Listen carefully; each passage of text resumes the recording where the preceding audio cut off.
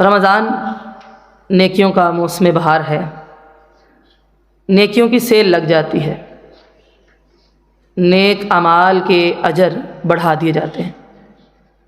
نبی مکرم صلی اللہ علیہ وسلم نے فرمایا کل عمل ابن آدم یضاعف، ہر عمل جو ابن آدم کرتا ہے یضاعف، اللہ تعالیٰ اس کا اجر بڑھاتا ہے۔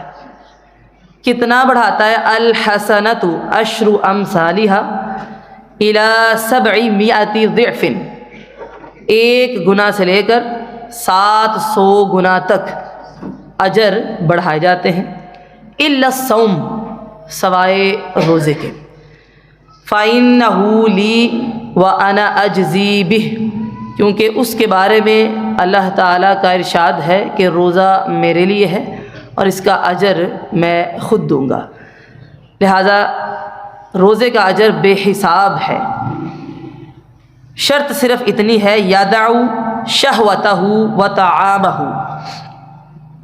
کہ شہوت سے باز رہنا ہے، گناہ کے کام نہیں کرنے، کھانا پینا بند کر دینا ہے، من اجلی، جب تک وہ مدت پوری نہیں ہو جاتی، تاکہ ایک ریاضت ہو جائے، پریکٹس ہو جائے کہ انسان گناہوں سے پرہیز کر سکے۔ للصائم فرحتان، جو روزہ دار ہوتا ہے اس کے لیے دو خوشیاں ہیں۔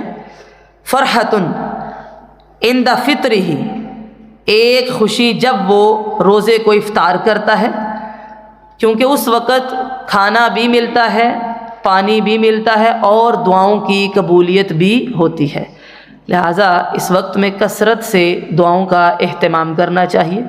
کاموں کو تھوڑی دیر کے لیے اس وقت چھوڑ دیا کریں، کم از کم افطاری سے آدھا گھنٹہ پہلے آپ بیٹھ کے اللہ کی بارگاہ میں دعائیں کیا کریں، لکھ لیا کریں نا دعاؤں کو۔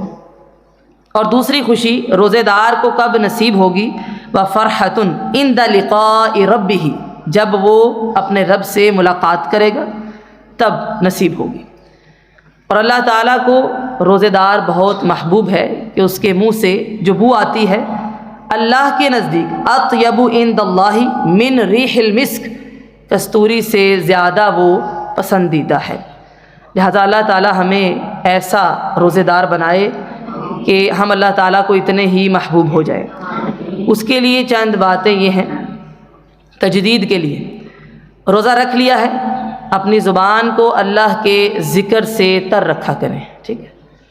یہاں سے آپ جا رہے ہیں، گھر جا کے کام کرتے ہیں، آپ سونے لگے ہیں، آپ اٹھ گئے ہیں، ذکر کرتے رہیے، لا الہ الا اللہ، سبحان اللہ، اہتمام کے ساتھ، الحمدللہ تھوڑی سی آواز کے ساتھ، لا حول ولا قوت الا باللہ، سبحان اللہ وبحمدہ، یا حی یا قیوم، اذکار کی کثرت کرنی ہے، یعنی آپ کی زبان ہر وقت اللہ کے ذکر سے تر رہے۔ محدثین کہا کرتے تھے فَأَفْضَلُ الصَّائِمِينَ، سب سے زیادہ افضل روزہ رکھنے والا بندہ وہ ہے اکثرہم ذکرا للہ عز وجل فی صومہم، جو اپنے روزے کے دوران سب سے زیادہ اللہ کا ذکر کرتا ہے۔ کیوں؟ روزہ اللہ کے لیے، لہذا تجدید یہ ہے دن گزرتے چلے جائیں، آپ نے ہمت نہیں چھوڑنی بلکہ اللہ کا ذکر مزید تیز کر دینا ہے۔ آپ سو رہے ہیں، ذکر کرتے ہوئے ہی سو جائیں گے تو وہ سونا بھی عبادت ہے انشاءاللہ، ٹھیک ہے؟ جہاں یہ بات سمجھ آتی ہے کہ روزے میں ذکر، اس کی پابندی بہت زیادہ کرنی ہے، فضول گوئی سے باز رہنا ہے، خصوصاً کھانے کے حوالے سے، کیونکہ افطار ہوتا ہے تو اس پہ ہی زیادہ بات چیت ہوتی ہے۔ ایک تابعی حسن بصری کہا کرتے تھے کہ جب روزہ رکھو تو اس میں کوئی سرکشی نہ کرو۔ لوگوں نے پوچھا سرکشی آپ کس کو کہتے ہیں؟ انہوں نے کہا ہر وقت کھانے کی بات کرتے رہنا کہ میں نے روزہ رکھا ہے، یہ پکاؤ، یہ کھانا ہے، یہ کرنا ہے، یہ نہیں سوچتے رہنا، ایسا نہیں کرنا، یہ کھانے کا مہینہ نہیں ہے، افطار کو بالکل سادہ کیجئے اگر ابھی تک نہیں کیا، اور کھانے کی زیادہ باتیں کر کے وقت کا ضیاع نہیں کرنا۔ اور وہ بھی کہتے ہیں کہ صحابہ کرام کے دور میں افطار میں رنگا رنگ کھانوں کا رواج نہیں تھا، کھجور سے وہ افطاری کیا کرتے تھے، لہٰذا افطار دسترخوان آپ کا سادہ ہونا چاہیے، اس چیز کا اہتمام کیجیے اور اس پہ زیادہ وقت کا ضیاع نہ کیجیے گا۔ رمضان اس کے لیے نہیں ہے، بلکہ محدثین کے نزدیک وہ کہا کرتے تھے رمضان دل کو نرم کرنے کا اور رونے کا مہینہ ہے۔ جو رمضان میں نہیں روتا نا وہ سارا سال بھی نہیں روئے گا۔ قرآن انسان سنتا ہے اس کا دل نرم ہو جاتا ہے، روزہ رکھتا ہے شہوت کم ہو جاتی ہے، جسمانی قوت وقتی طور پہ ٹوٹتی ہے، اس کو نرم ہونا چاہیے، اس کی آنکھوں میں آنسو آئیں۔ اس کے لیے ضروری ہے کہ آپ مجالس میں آئیں، آپ قیام کریں، آپ قرآن کو سنیں، قرآن کو پڑھیں اور اس کو وقت دیں۔